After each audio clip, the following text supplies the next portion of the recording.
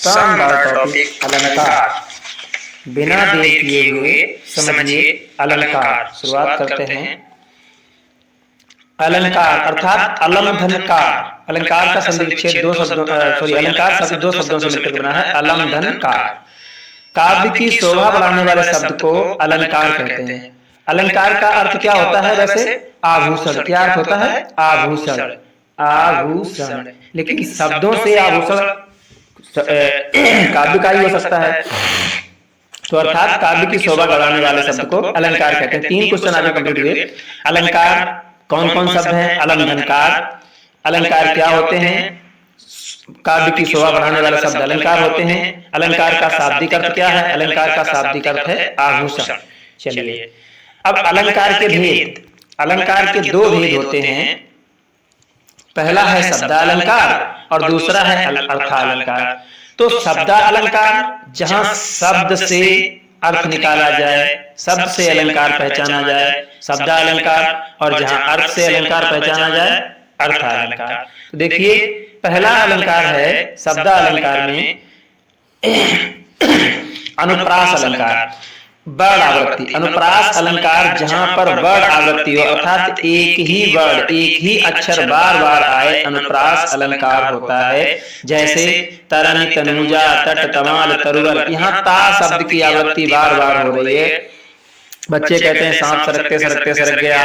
तो ऐसे करके जो है पीपर पात सरसमन डोला, पा पा पा बार बार आ रहा है। जहां पर एक ही अक्षर बार बार आ जाए वो अनुप्रास अलंकार होता है। ठीक है। नेक्स्ट है यमक अलंकार। यमक अलंकार में देखिए शब्द आवृत्ति। वहां क्या था? वहां था, गौर से देखिए, यहाँ पर था वर्ड आवृत्ति, यानी एक ही अक्षर बार बार आएगा। और यहाँ पर क्या है? यहाँ पर है शब्द आवृत्ति, अर्थात एक शब्द बार बार आएगा, अर्थात एक ही शब्द बार बार आता है। काली घटा का घमंड घटा। देखिए घटा है और ये घटा, और दोनों का अर्थ अलग अलग हो, दोनों का अर्थ अलग अलग हो। ठीक है। आगे देखिए श्लेष अलंकार। श्लेष का बहुत ही सिंपल तरीका है समझने का। एक से अधिक अर्थ, एक शब्द के अधिक अर्थ हो, अर्थात त्रिक इसकी है चिपकना। श्लेष माने होता श्लेषमी, श्लेषमी माने चिपचिपा, चिपकना, यानी एक शब्द में कई अर्थ चिपके हों। यहाँ देखिए पानी। पानी शब्द में कितने अर्थ चिपके हैं? पानी गए न उब रहे मोती मानस चून। मोती के लिए चमक हो गया पानी का अर्थ। ठीक है। मानुष के लिए उसका लोक लज्जा हो गई। ठीक है, लाज। और चून के लिए पानी का अर्थ है पानी। तीनों अर्थ अलग अलग हैं। एक ही में, एक शब्द में कितने अर्थ चिपके हुए हैं? तो श्लेष मीन्स होता, श्लेषणी मीन्स होता चिपचिपा, और त्रिक की चिपकना। तो याद रखिए जहां चिपके हों, एक शब्द में कई अर्थ चिपके हों। अगला है अर्थालंकार। जब देखिए शब्दालंकार 3 होते हैं, हो गए। अगला है अर्थालंकार में उपमा अलंकार। उपमा में सा, सी, सरस तथा योजक चिन्ह हो, बस अपने आप सीधा टिक मार दीजिए कि ये सारा उपमा अलंकार होगा। जैसे दूध सा गंगा जल, दूध सा गंगा जल। ठीक है। अब यहाँ पर योजक चिन्ह नहीं लगा, यहाँ पर योजक चिन्ह होना चाहिए। ठीक है, इस वाले में योजक चिन्ह नहीं लगा, ये प्रिंटिंग गलत है। मोटी सी ओस, यहाँ पर भी योजक चिन्ह नहीं लगा, तो इनमें योजक चिन्ह लगा होना चाहिए। चलिए हम योजक चिन्ह पहले लगवाते हैं इसमें। देखिए अब देखिए यहाँ पर दूध सा गंगा जल, योजक चिन्ह ओस के बाद में सा। मोती सी, योजक चिन्ह और सी, ओस की बूंदें, यानी मोती, दूध सा गंगा जल दूध नहीं है, लेकिन दूध सा गंगा जल है। मोती सी ओस की बूंदें हैं। आप सरस, आपके समान। आप, तो यहाँ पर क्या होता है? उपमा दी जाती है। ठीक है, उपमा दी जाती है, किसी की समानता की जाती है। तो जहां पर भी किसी जैसा बताया जाए, किसके जैसा? दूध के जैसा, दूध सा, मोती सा, जहां पर किसी की उपमा दी जाए वो उपमा अलंकार होता है। अगले आगे बढ़िए रूपक अलंकार। इसकी ट्रिक है योजक चिन्ह, और योजक चिन्ह के साथ यहां पर रूपी शब्द लग जाएगा। चरण रूपी कमल।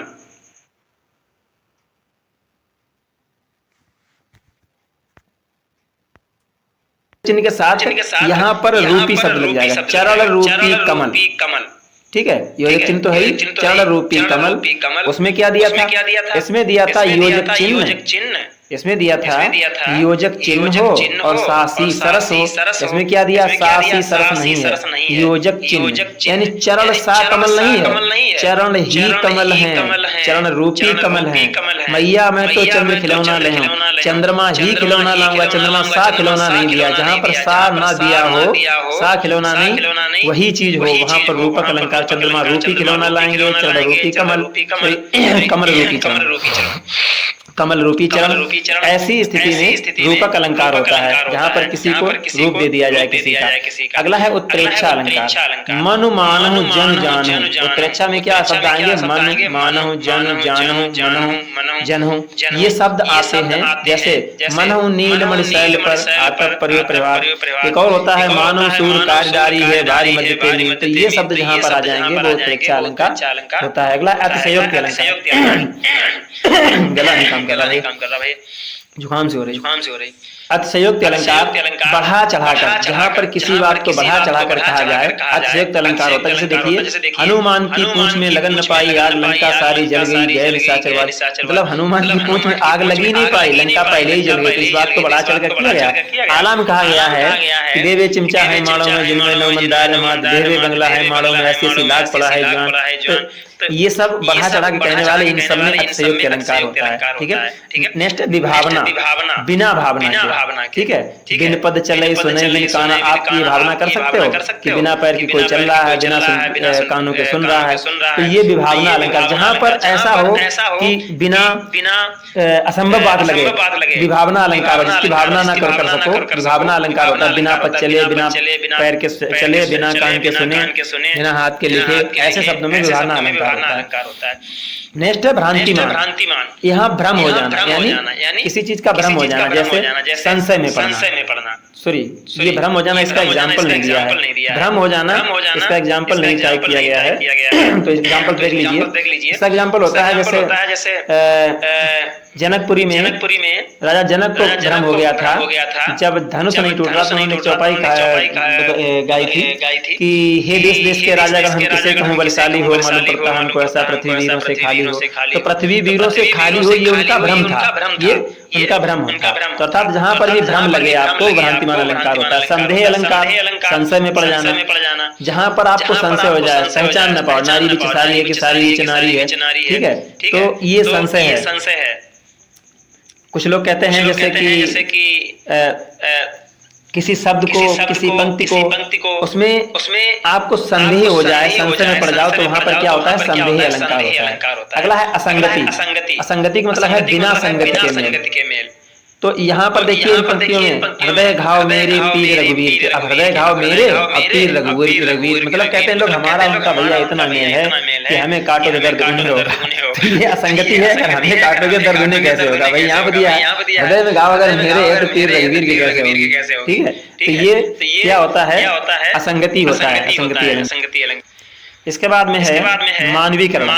मानवीकरण देखिए, निर्जीव की सजीव से तुलना, निर्जीव की सजीव से तुलना की जाए। हट कर बैठा चांद एक दिन माता से ये बोला, सिलवा दे मां मुझे उनका एक मोटा एक झोला। अब चांद कैसा है, क्या चांद सजीव है भाई? चांद है निर्जीव, और इसकी तुलना सजीव से की गई, उसे सर्दी लगती है और वो कुर्ता पहनेगा। तो ऐसे वाक्यों में, ऐसी पंक्तियों में जहाँ पर निर्जीव की तुलना सजीव से कर दी जाए, वहां पर क्या होता है, मानवीकरण अलंकार होता है। तो यह अलंकार का वीडियो आपका समाप्त हुआ। फिर